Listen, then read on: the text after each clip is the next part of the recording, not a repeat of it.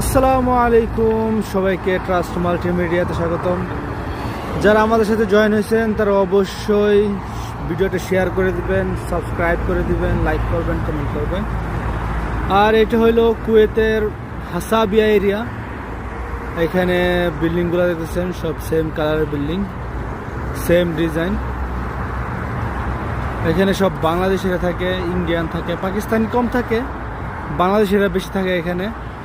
আর এই সাইড দিয়ে গাড়ি ঘোড়া সব রাইখে দিছে যারা আর কি বিভিন্ন কোম্পানিতে কাজ করে তারা। আর আপনাদেরকে সুন্দর একটা জিনিস দেখাই, এইটা হলো কুয়েতের ইন্টারন্যাশনাল স্টেডিয়াম। এখানে বিভিন্ন দেশ থেকে আইসা খেলাধুলা করে। এই কিছুদিন আগে বাংলাদেশ আর ফিলিস্তিনের খেলা হয়েছিল, বাট বাংলাদেশ হারছে, তাতে কোনো আপত্তি নেই।